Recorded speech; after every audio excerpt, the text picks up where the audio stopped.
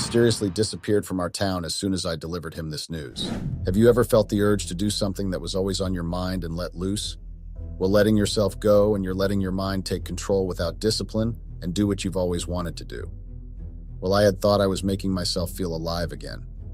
I wanted to have that feeling that everyone has, a feeling of being free again. I wanted to remind myself that you can also let loose or have fun while you are married. Have you ever shared your deepest desires with someone, only to have them disappear from your life? Imagine telling someone you love that you want a future together, but with the freedom to explore connections with others. That's what happened to me. I opened up about my need for an open relationship, hoping for understanding and acceptance. Instead, he vanished without a trace, leaving me wondering what went wrong. One thing about me is that I always say what I feel, without even care of how you would receive it and what you would do about it, but as long as I have told you what I wanted you to know. But in this case, it was different.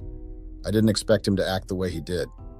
I had thought that if I open up to him and tell him how I feel, he would understand and somehow sit down with me and discuss the issue at hand in a civil way. Instead, he just packed and left to only God knows where. I just couldn't believe him. I mean, yes, I loved him, but why would he act so childish? I mean, because most people nowadays, especially women, no longer be themselves when they get married. Some lose themselves to a point that they make marriages look like it's a union to someone's true self. Some end up regretting ever getting married because they would no longer be allowed to do things that had made them happy. They become people they are not, which kills most of our married sisters. It does not feel free when you get married. This took a lot of bravery to share, so I only accept advice and not judgments. They call me Veronica Cooper, female 27, and my husband is Mike Andrews, male 37. We first met at a golf club estate. There was a business meeting that they had at the estate while playing gold. I was a waitress for the day. Well, I was studying towards my master's degree in psychology, so I was doing a side job while I was studying so that Elle would be able to make ends meet and be able to pay for my studies. That day, I was assigned to work on the field making sure that the business gurus were well taken care of and they had everything that they needed. So as I was catering for them, I slightly made a mistake. I missed a step, and the drink that I was holding accidentally fell on one of the businessmen's lap. The guy shouted at me and called me stupid and other harsh names. I tried apologizing, but the guy wasn't having it and he was a blazing fire. Mike came to my rescue and spoke with the guy, telling him that it was a mistake and he will pay for the damage that I had done to the guy's golfing short pants. I didn't know what to say, so I just thanked Mike for the rescue. That day was the toughest day in my working history. I felt so belittled, humiliated, embarrassed, and stupid. It's really hard being a waitress because you always have to put a smile on your face, even if you are not feeling well. Or if a customer didn't like what you have served them, then they call you names and stupid. It's really hard working under the term of a customer is always right, even if they are the ones at fault. Some managers end up firing a waitress because of a customer's complaint and telling the manager that your service is bad. It's hard to always try to be calm and keep on smiling even when the situation doesn't allow you. But because you need the job, you have to follow the rules and put your feelings aside. Anyway, as I kept apologizing to the arrogant businessman, Mike told me to stop apologizing and go continue with my work. I won't lie, I was relieved when I was away from that arrogant man. Later on, Mike came to my working station and apologized for how his associate behaved, but I would have to help him clean that man's golfing shorts since I'm the one who missed a step and poured an orange juice on his white golfing shorts. As much as it was going to cost me almost all my salary, but I knew I had to clean up that man's shorts no matter what.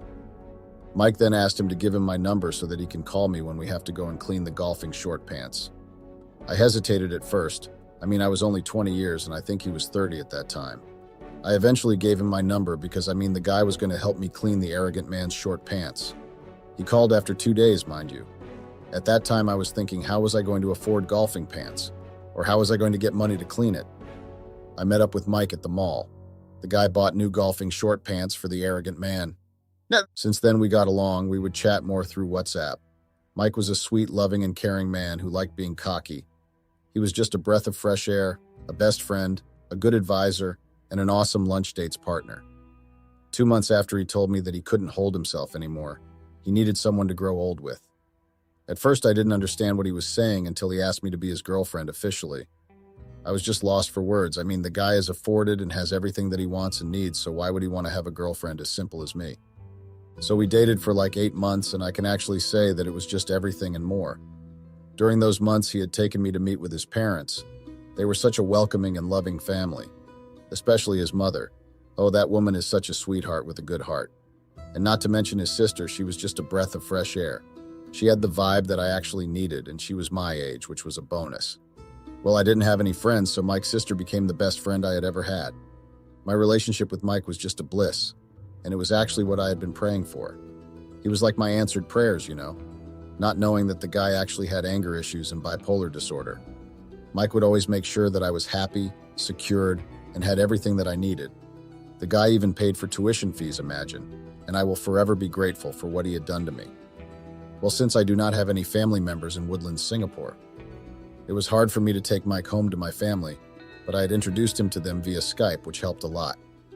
After a year, I think Mike proposed and I said yes, but I had my terms and conditions.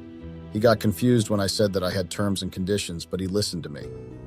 I actually regret even starting to address my desires to him because I didn't like the outcome of it. It actually made me feel like I had driven the love of my life away because of my greed and desires. I won't lie. I needed what I needed in a relationship. I was still young, so I needed to explore some things. After years of dating, we decided to tie the knot. I was the happiest woman ever. Months went by and I was starting to feel a little bored, especially when my husband is always away on his golfing trips, his part of the Golf Nation tournament. I always get tempted to go out clubbing and doing something crazy and let loose just a bit before I reach my 30s, but I always contain myself and not go out at all. I would discipline myself. My temptation ends being a thought. But there was a time when my husband left for a golfing trip. I could resist the urge of going out with my friends from college. I saw that as the perfect opportunity to break free from the monotony of my married life and have a little fun. So I started by cleaning the house and doing some much-needed grocery shopping. But as the day went on, I found myself feeling more and more restless. I felt the urge of wanting to let loose a little. I needed to open my relationship with Mike, but I didn't know how and where I could start addressing the issue or breaking the news to him. I didn't know how he would react, and I was scared of the outcome. I had so many what-ifs in my head, but I knew I needed to tell him about my desires. After a lot of thought, I decided to call the girl that I was working with. Her name is Prudence, female, 29. Prudence and I were attending the same university, and she is the one who introduced me to the manager of the restaurant and catering company that I was working in. That's how we got along, so I called her and asked her to join me on a date. Luckily, she agreed and told me that she wanted to introduce me to a new restaurant and a chilling spot that had recently opened not far from where we worked. So we agreed to meet in town so that she would take me to that new spot. Little did I know that the girl actually wanted to take me to the club. I didn't ask any questions because I trusted Prudence, and I knew that she wouldn't take me to a place that harms me or gets me in trouble with my husband. I really thought we were just going to eat, have a few drinks, then later on, before the sun sets, we would part ways. But that wasn't the case with Prudence. Later on, Prudence and I met and we had our lunch, then decided to drink while I told her about my desires and how my husband had been absent lately. We drank and ended up enjoying the good music and the vibe. We had a couple of drinks and two guys came to us and asked us to join them. Because of Prudence's forwardness, she accepted the guy's request of joining them when things would get hectic. One of the guys approached me and started giving me compliments. He was very charming and a bit handsome, younger than me, probably 25. Prudence then suddenly said, "Let's move the party elsewhere." But how I wish she didn't say that, but I couldn't predict what was about to happen. I wanted to refuse, but at some point I didn't want to leave Prudence with unknown guys that we had recently known, so I stayed and obeyed. I know that was a stupid move for me because I was married, but that time I had put my marriage life aside and went with the moment. We went to the Orchid Country Club Hotel, which was about 5 kilometers from the restaurant. As we were there drinking with the guys, I started to notice that there's 2 of us and 2 of them, meaning everyone had a partner. I started feeling a little uneasy as I was the only one married amongst these people, and they were so chilled. I won't lie, those guys were funny. The guy who was giving me a compliment came to me as I was gazing at the view outside. He introduced himself as Gary Lawrence, male, 25 or 6, I'm not sure. He had a way of making me feel comfortable. Well, this is when I realized I needed to loosen myself a bit as I was feeling a bit of guilt. We started to talk about life and conspiracies, and we realized we had something in common, and drinks kept on coming. The music kept on playing, and our conversation kept getting deeper, and I found myself drawn to his charming smile and kind eyes. He was just a breath of fresh air. We fell asleep on the couch, cuddling each, and I was grateful that nothing happened to us. At first, I felt a mixture of guilt and excitement that nothing had happened, and I had an opportunity to let loose. I had never done anything like that before, and I wasn't sure if I could ever forgive myself, but nothing happened right. So why feel guilty when nothing has happened? So as the day went on, I found myself losing myself in the moment, and the guilt began to fade away. Our trip came to an end, and I knew that I had to go back to my boring house, plus my husband was coming back, so I had to go. When I got home, I had found my husband already back, which was a shock to me because I didn't expect him to be back earlier since I had also tried to be back earlier than him. Well, I guess he had beat the traffic. He asked where I was coming from, so I told him that I had gone to a night away with the girls. But I left the guy's part aside because if I had mentioned it, hell would have broken loose. Sometimes my husband and I would spend our weekends together, but it wasn't fun because he would always watch golf games and I would be sitting with him reading a book, which was purely boring for me. My mind was thinking about the trip that me and the girls had. I'd been feeling neglected by my husband for quite some time, even if he was around. He was always busy with work and his golfing games never seemed to have time for me. I felt like I was just a mere obligation to him, rather than a beloved partner. I won't lie and say the girls' night was boring because it wasn't. It was actually full of life and fun. I enjoyed every moment of it, and I wished I could turn back the hands of time and go back to that night. Months passed. My husband had been too occupied with work and his golfing games. To tell the truth, golf really bores me. There is actually no fun in it. It shows that it's a game for rich people. So one day, a guy from the trip texted me on Instagram. I was so shocked about why he would send me a text on my Instagram. But I didn't ask him anything, I just replied to his messages, which were actually a very good distraction because I was somehow bored at home. So he had asked me to accompany him to his friend's party. I hesitated at first because I didn't know what I would tell my husband. But God came through for me, and I really needed to get some air and let loose a little.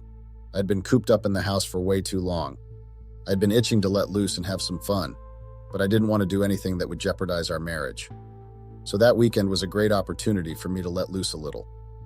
As soon as my husband was gone, I decided to take advantage of the situation. I put on my favorite dress, did my hair and makeup, and waited for Harold to come and fetch me because that was the plan. When we got there, I felt the vibe already. There were so many people, and I guess it was friends and maybe colleagues. I spotted his friends that I had met during that night. They were with their partners who were very much friendly and full of fun. The music was blasting.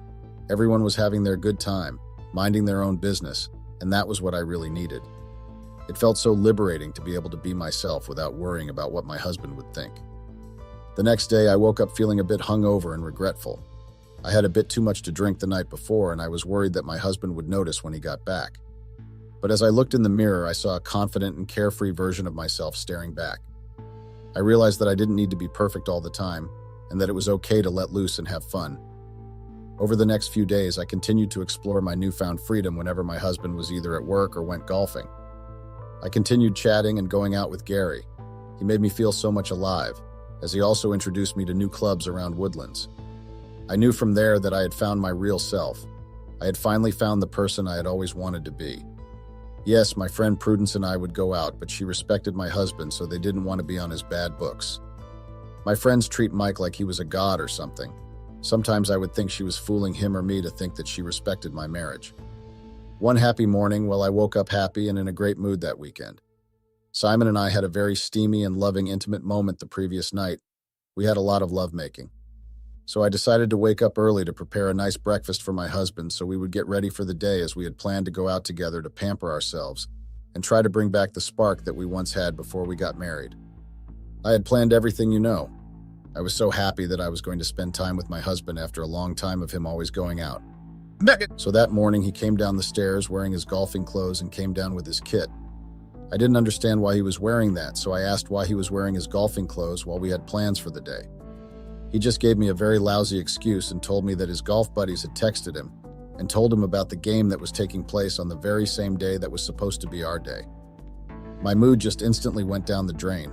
I was so angry at him, but I was also angry at myself for thinking that Mike was actually going to choose me for one, and not his golfing games or his buddies. I mean, why would someone promise to spend time with you and even reassure you that the day was only for us, and we were going to switch off our phones so that we would not get any disturbances? But his big head switched on his phone and got his buddy's message about a certain game that was taking place just when we had planned something else. He had reassured me that he would be available for lunch and dinner. Later on, I had a hope that Mike would have been back and we would continue with our day like we had planned. So I decided to cook all of his favorites for dinner. I had really missed my husband, and that time was the only perfect time to tell my husband Mike about my desires. So I prepared everything and even texted to come back home earlier. I knew that when I deliver my issue of desires, he would not act like any normal person would, but I just didn't know the consequences that would come with the fact that I had told him about my desires. He came back earlier just like I had asked him to. So we ate over a light conversation, and I knew that it was time to drop the bomb and address the elephant in the room, with the hope that he would somehow understand why I needed what I needed. So after we had dinner, I asked to speak to him before he went to bed. So I told him that I really wanted to grow old with him and start a family. I told him and reassured him that what I was about to tell him didn't mean that there was something that had changed between us, because there wasn't anything. I literally said, "I've been thinking." That's how I began. My voice was hesitant yet determined. "I love you more than words can express, Mike, and I want to spend the rest of my life with you." His eyes softened, a smile playing at the corners of his lips. "I feel the same way, Ronnie." That's how he would call my name. "You're my everything." I then took a deep breath, gathering my courage. But I also felt like there's a part of me that's restless, that craves something more. I want to explore, to experience different things, but I don't want to lose you. I want an open relationship. Mike's expression faltered, surprise mingling with uncertainty. "An open relationship?" I nodded, my heart pounding in my chest. "Yes, I want us to be honest with each other, to communicate openly about our desires and needs. I still want you in my life, Mike, but I need the freedom to grow, to discover who I am outside of our relationship." Silence stretched between us. The weight of what I had said really made things difficult for me. Plus, Mike just went on a quiet mode. Finally, Mike spoke, his voice barely above a whisper. "I don't know if I can do that, Ronnie. I thought we were meant to be together, just us against the world." Tears welled up in my eyes as she reached for Mike's hand. It was harder than I had anticipated. "Please, Mike, this doesn't change how much I love you, but I need this. I need to explore this part of myself." Mike roughly withdrew his hand, his gaze distant. "I need some time to think, Veronica. I can't promise anything right now." I knew that our relationship was hanging down the hill, so I had to expect anything from Mike. So I first dropped the bomb of the fact that I wanted us to explore new ventures. So I suggested that we would open our relationship to any opportunities that would come with that statement. He calmly asked why I wanted to open our relationship, and I knew that when he was that calm, it meant only one thing. He was angry, and I should expect him to do or say anything because of his anger. I furthered by telling him that I was ready to start our family, and I won't lie, I was ready to give him the child that he had always wanted. I basically told him that if he agrees that we open our relationship, then we would or should start planning for our child. After I told him all about my desires and what can actually help our marriage to have that spark. Our marriage was already in shambles, already in a very hard rocking place, so I had to find a solution that would help us. He didn't want to hear anything after that. He suspected that I had been cheating on him and assumed that since I wanted us to open our marriage or relationship, I was already cheating on him. I tried explaining everything in detail to him, but he just didn't want to hear it, to the point that he ended up calling me names and told me that if he ever found out that I had cheated on him, he would make sure that I suffer for the rest of my life. I just didn't understand why he was suddenly angry for addressing the underlying problem that we were facing, and told him about my desires. We had a very heated argument that led us to even go to bed angry at each other. I really thought Mike was being unfair and inconsiderate of my needs, but I couldn't tell that because he was already enraged and ready to attack. I gave him some space to at least digest what I had just told him, hoping that he would wake up the following day better, and we would have a civil conversation like adults and married couples. The following day, he woke up early and prepared for work. I tried making a conversation with him, but he didn't want anything to do with me because he didn't even eat his breakfast that I had made for him. I really thought that Mike was actually very childish and inconsiderate. I mean, why would I stay in an unhappy marriage? Or maybe let me not say unhappy but unsatisfied marriage while I knew that I had to address the issue with my partner. I actually respected him enough to cheat and open my marriage or relationship without his permission. That day I decided to just go out to get some fresh air, and maybe by later Mike would come home calm, so that we would continue with the conversation. Later on, Mike was back from work, so Mike came to the living room looking like he was ready to kill. His face and body language was full of rage, I couldn't even think that he might have found out about my abomination. So he looked at me with eyes full of rage, hurt, and disappointment. He asked to speak with me on the side. Without thinking about what would have made him so angry, I followed him to our bedroom. When we got there, he threw a phone at me. I got confused about why he would throw a phone at me, so I looked at him hoping to get the answer I had been asking myself. Instead, he told me to press play on the video that was posted on Twitter, so I did as told without thinking again because I wanted to see what had made my husband angry. When I pressed play, I got the shock of my life. Harold had posted a video of him and me making out at his friend's house. Worst part, the video was even trending. I was trembling and shaking. I was lost for words. I couldn't even utter the apology because I didn't know what was happening. I had thought that nothing had happened between Gary and I, so the video really confused me, and why do I not remember anything?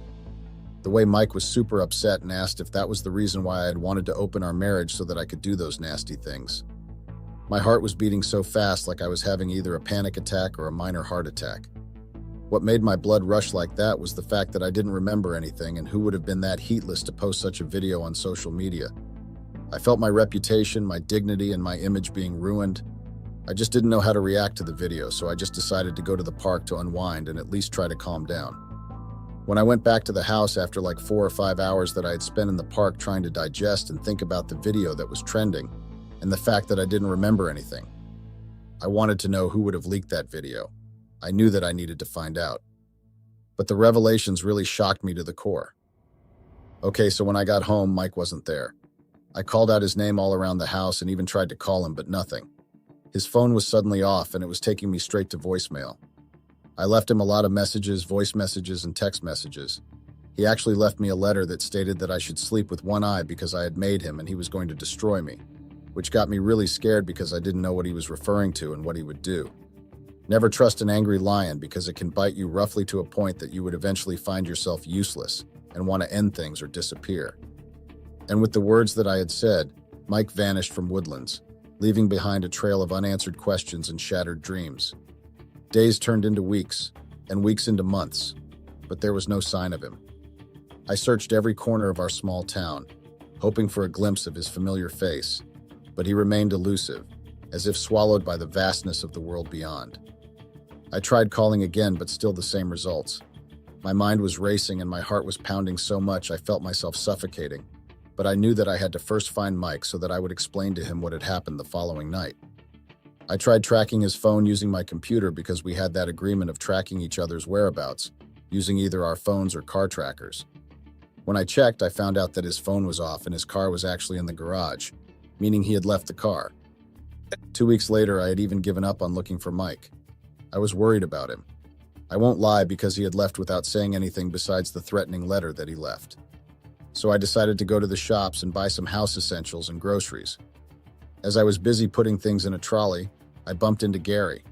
I got furious once again and confronted him about the video. He told me that his friend was the one who had leaked the video with help of his new girlfriend, Prudence. I just couldn't believe it, you know. I had really thought that Prudence had my back, but clearly she was just a snake in a sheepskin. Another thing that made me scared was the fact that I knew that Mike's sister had seen the video, and I was sure that the parents also knew, so I had destroyed the kind of relationship that I had with Mike's parents. Later on, I decided to go to Mike's home to look for him and apologize for the heartache that I had caused the family and the shame that I had caused my husband. I didn't know what I would say to Mike's sister. I just opted to apologize to the parents only. Unfortunately, when I got there, Mike was not home. His mother told me that he hadn't been at home for a month, so they didn't know where he had gone. I got really worried about Mike and felt guilty of the things that had happened. Later on, about like a week later, I received a notification stating that someone had withdrawn money from my offshore account and my life savings account. Mind you, that time I didn't even notice that my cards were gone. I panicked and thought that I was being scammed or something. As if that wasn't enough, a truck came. Well, a big truck, and repossessed the cars that were in the garage. My car along with Mike's. I asked why they were taking the cars. They told me that they were reported as stolen and they were no longer getting paid for. I just couldn't believe it, you know. I tried calling Mike again, but it was still not going through until I decided to just give up. I went straight into a depressing state and I really thought I was going to lose myself at that time. After the cars were gone, I received divorce papers stating that the owner of the house wanted me gone within 2 days. My health was not giving me any hope because everything was just too much. I had lost the only person who had shown me genuine love. I was happy in my marriage, but my greed and desires clouded all the good things that Mike had done for me. I knew that I had to think of where I was going to go because I had no relatives in Singapore, so I had to try and make means to get home in England. Luckily, Mike had taught me to keep some cash in a safe place just in case I get in trouble or something happens. So I took that money and bought a plane ticket. I just couldn't stay any longer in Singapore. I had thought that I was done with everything that made me move to Singapore. I had gone there to study, and I did with the help of Mike. I completed my master's degree in psychology. I left Singapore with a heavy heart. I had never thought that my desires would actually lead me to that kind of stage in life. I lost the love of my life. He just vanished from our town, and I really wanted to know where he was and if he was okay. That's what happened to me. I laid my heart on the line, expressing my hopes and needs. Instead of understanding or discussing it further, he chose to vanish from our town without a word. It left me questioning everything, the sincerity of his feelings, the strength of our connection. I was left with a mix of emotions, hurt, confusion, and a tinge of anger. But through it all, I realized the importance of being true to myself and my needs, even if it means facing difficult outcomes.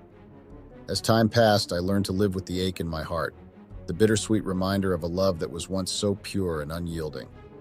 And though Mike was no longer by my side, I held on to the memories that we shared, grateful for the time we had together, however fleeting it may have been. I really thought Mike would understand my problems, but I now regret even opening my mouth and confessing about my desires. I really don't know where to start looking for Mike because I feel like I owe him an apology for the heartache that I had caused. Do you guys think he can maybe forgive me and give me a chance to at least mend our relationship after what had happened? I truly regret what I had done to Mike. I need any advice that you can give me. Please assist me. I'm drowning, really. Hey, Reddit. This is a long one, but I need to get this off my chest. I guess I should start from the very beginning. It all began in Paris. Paris, the city of love. Callie and I had been dating for 3 years, and I finally mustered up the courage to propose to her. We were on a magical trip. I'd saved up for months to make this the most romantic getaway ever. The city was just as enchanting as the movies make it out to be, with its golden streets, lovely cafes, and the ever-present towering Eiffel Tower. The day I decided to propose was surreal. The morning was slightly chilly, but the sky was painted with hues of pink and gold. We decided to have a picnic near the Eiffel Tower. I had it all planned out, a basket full of her favorite pastries, cheeses, and of course, a bottle of the finest French champagne. As we sat there, eating and laughing, I felt this overwhelming surge of happiness. I remember thinking, this is the moment. Taking a deep breath, I reached into my pocket and pulled out the small velvet box. I looked into Callie's sparkling eyes and asked her to marry me. Her reaction was priceless, a mix of shock, joy, and tears. She said, yes. We both were on cloud 9. As we stood up, the world seemed to blur around us, with only the two of us in focus. I slipped the ring onto her finger and it fit perfectly, as if it was made just for her. We took photos with the Eiffel Tower as our backdrop, our hands intertwined, showing off the shiny new ring. Afterwards, we walked along the Seine, the city lights reflecting off the water, talking about our dreams, our future together. I thought this was the start of our happily ever after. How naive I was.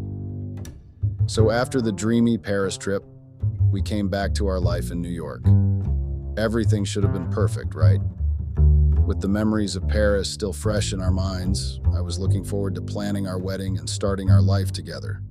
But things started to change almost immediately. Callie began getting texts at odd hours. At first, I didn't think much of it. Everyone gets texts, right? But then it became more frequent. Late at night, early in the morning, and even during our dates, it was like she was glued to her phone. One evening, as we were cuddling on the couch watching a movie, her phone buzzed again. She quickly grabbed it, her eyes widening slightly as she read the message.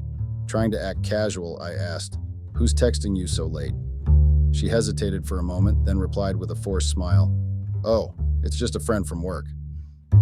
But the way she said it, it sounded off, like she was hiding something. I tried to push away my doubts, telling myself I was being paranoid. But the more I observed, the more suspicious I became. She started taking calls in the other room, whispering so I couldn't hear. She'd tilt her phone away whenever I was close. The woman who once shared every detail of her life with me now had a secret life of her own. One night, I couldn't help myself.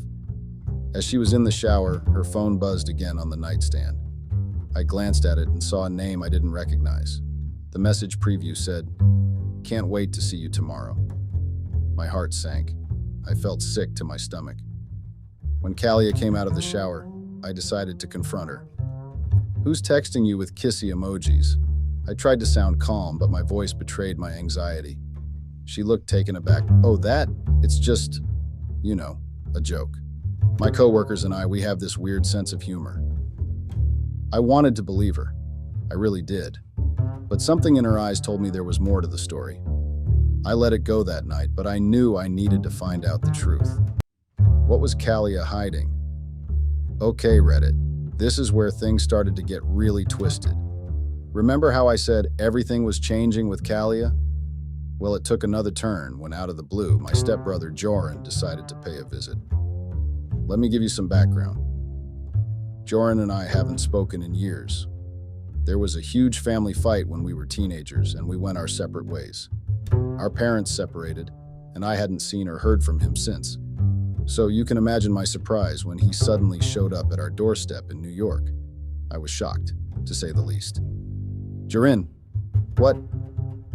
How? Why are you here?" I stammered, struggling to find the right words. He flashed a sly smile. "Thought it was time to bury the hatchet, big bro. Can I come in?" I hesitated for a moment, but then stepped aside, letting him in. I mean, family is family, right? As he walked in, Kalia came out of the kitchen. The moment their eyes met, there was this tension. An uncomfortable silence filled the room. Kalia seemed nervous, her eyes darting between me and Joran. "Kalia, this is Joran, my stepbrother," I introduced, trying to ease the atmosphere. "Joran, this is Kalia, my fiancé." Joran stepped closer, taking Kalia's hand. "Nice to meet you, Kalia." He held onto her hand a second too long, making the situation even more awkward. The evening was filled with forced conversations, weird glances, and awkward silences. Every time I left the room, I could hear them whispering, but couldn't quite make out the words. It felt like they had a secret, something they didn't want me to know. The more I observed, the more my gut feeling grew. The way Joran looked at Kalia, the way she'd blush and avoid eye contact. Something was definitely off. But what could they possibly have in common, considering they'd just met? After Joran left, I confronted Kalia. "Did you know Joran before today?" I asked point blank. She looked taken aback. "What? No, of course not. Why would you even ask that?" But her reaction seemed rehearsed, like she was ready for that question. That night, as I lay in bed, my mind raced with a million thoughts. The pieces of the puzzle started coming together, but I didn't want to believe it. Could it be? Was Joran the mysterious work friend Kalia was texting? All right, Reddit. This part still hurts to think about, but I guess I need to let it out. After Joran's weird visit, I was more alert than ever. Kalia's secretive behavior, Joran's surprise appearance, it all seemed connected, but I had no solid proof. One evening, as we were preparing for a night out, I realized I'd left my phone in the bedroom.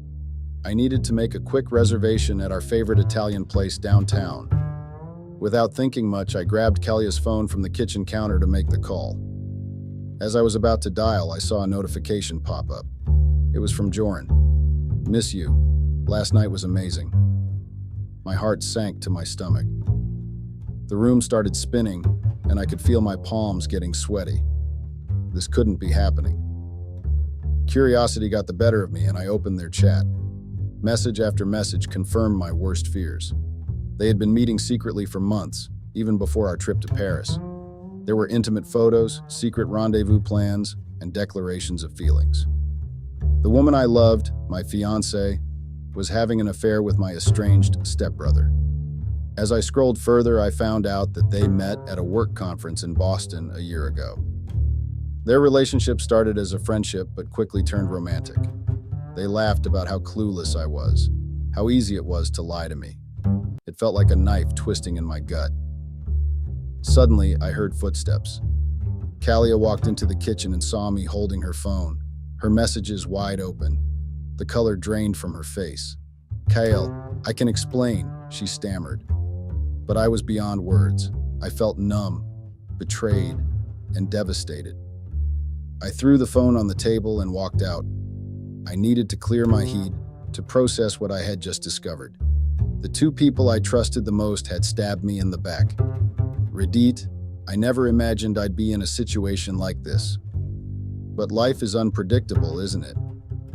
After walking around for hours trying to process everything, I returned home. Kalia was sitting on the couch, her eyes red from crying. The silence between us was deafening. Finally, I broke the silence. How could you, Kalia? With Joran of all people. How long were you planning on keeping this from me? She hesitated for a moment, then whispered, I'm so sorry, Kale. It wasn't supposed to happen like this. I scoffed. Wasn't supposed to happen like this? Or wasn't supposed to happen at all? She took a deep breath. It started innocently. We met at the conference and we just clicked. You were always so busy with work, with your friends. I felt neglected, lonely. Joran was there and he listened. My mind raced. I'd been working extra hours to save up for our wedding, our future. So it's my fault? You're blaming me for your betrayal? She looked down, tears streaming down her face. No, it's not like that. I needed someone. And Joran was there. I never meant to hurt you. I felt a mix of anger and heartbreak. So you're saying that if I paid more attention to you, this wouldn't have happened? Kalia nodded slowly. Maybe, I don't know. Everything's so complicated. I felt like I was in a nightmare. Here was the love of my life, gaslighting me, making me feel guilty for her affair with my stepbrother. It was too much to bear. Kalia, we were about to get married. We had plans, dreams. How could you throw it all away for a fling? I asked, voice trembling. She sobbed. I don't know, Kale. I'm so confused. I messed up. If I thought confronting Kalia was hard, facing Joran was a whole different level. I knew where he was staying, so I made my way there the next morning, my heart heavy but determined. He needed to know that I was aware of their deceit, and I wanted answers.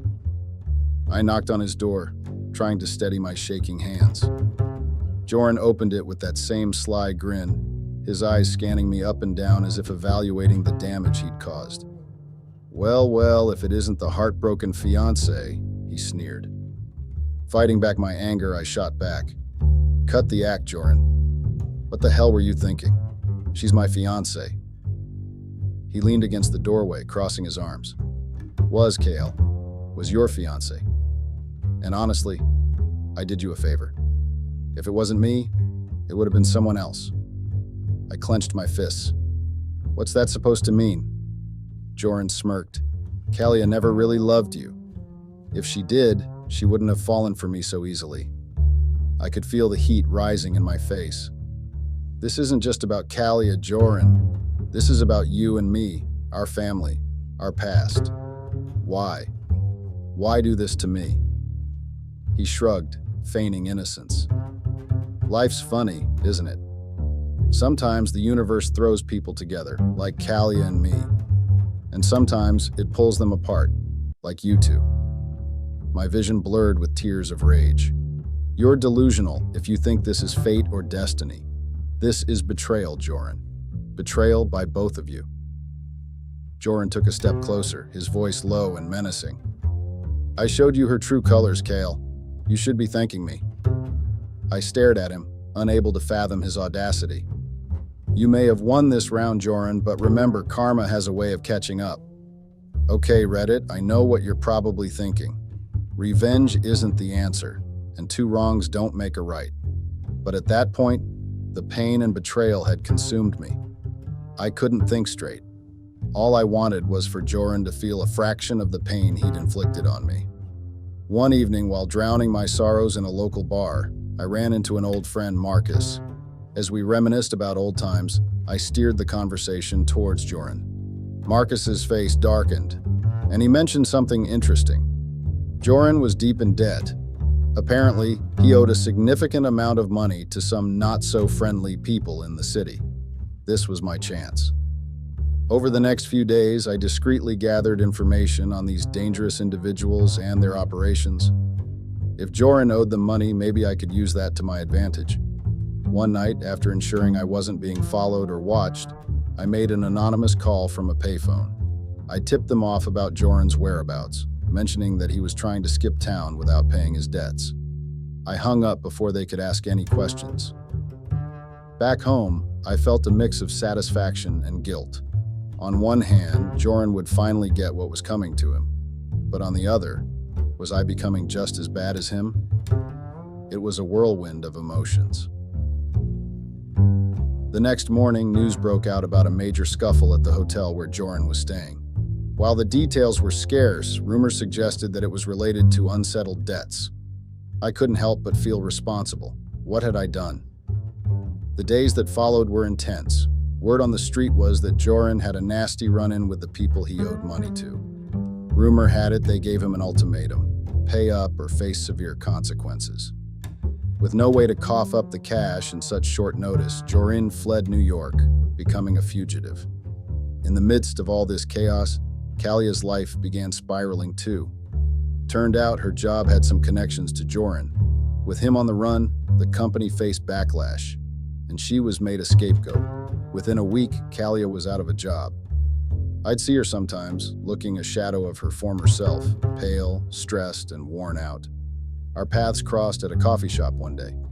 There was no anger, no heated words, just silence and the weight of our broken relationship between us. She looked up, her eyes filled with tears. "I've lost everything, Kyle," she whispered.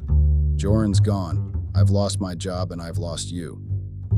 Though I was still hurt, seeing her in such a state evoked a strange mix of pity and satisfaction. The tables had turned. The woman who once had everything, love, a promising career, and a secret affair, was now left with nothing. It wasn't joy that I felt, not exactly. It was more a realization of how life can change in the blink of an eye. One wrong move, one betrayal, and everything can come crashing down. I thought I had seen it all. But that rainy night, fate had another surprise for me. It was late, and the sound of heavy rain against my window was the only noise in my apartment. Lost in thought, I was startled by a desperate knock on my door. When I opened it, there stood Kalia, drenched from head to toe, mascara running down her cheeks, making her look like a tragic figure straight out of a noir film. She looked up, her blue eyes wide and filled with remorse. "KL," she whispered, her voice trembling. I stepped back, letting her in. She was shivering, both from the cold and the weight of the moment. "What are you doing here, Kalia?" She took a deep breath. I needed to see you, to apologize. I've made a terrible mistake, Kyle. I never should have let Joran come between us." I felt a rush of emotions. Anger, pity, sadness, all rolled into one. "Kalia, it's not that simple. You betrayed our trust, our love." She nodded, tears streaming down her face. "I know, and I regret it every single day. I thought Joran was the answer to the loneliness I felt, but he wasn't. It was always you, Kale. Only you." She stepped closer, her wet hair sticking to her face. "I'm so sorry. Please, Kale, can you ever forgive me? Can we start over?" The room felt heavy with tension and unsaid words. I remembered our days in Paris, the love and the promises, but I also remembered the pain, the betrayal. Was it possible to ever trust her again? To ever love her the same way? Read it that night, standing at the threshold of my apartment with Kalia's pleading eyes searching mine, was the hardest moment of my life. My heart ached, wanting to comfort her, to erase the pain of the past months. But another part of me held back, reminding me of the sleepless nights and the sting of betrayal. I wish it were that easy, Kalia," I whispered, my voice thick with emotion. "I wish I could forget everything and go back to how things were. But every time I'd look at you, I'd be reminded of what happened. The trust we had, it's shattered." Kalia's face crumpled and she clutched the sides of my shirt. "I'll do anything, Kyle. Anything to make it right. Please." I gently took her hands off me, holding them for a moment. Sometimes wanting to make things right isn't enough. We need to accept the consequences of our actions and move on. Her tears mingled with the raindrops as she looked at me, desperation evident in her gaze. "So, this is it? We're done?" I nodded, swallowing the lump in my throat. "I'll always have a place for you in my heart, Kalia. But I can't be with someone I can't trust. I hope one day you find the happiness and peace you're searching for." With that, I slowly closed the door, leaving her standing in the rain. I slid to the floor, the weight of the finality of the situation crashing down on me.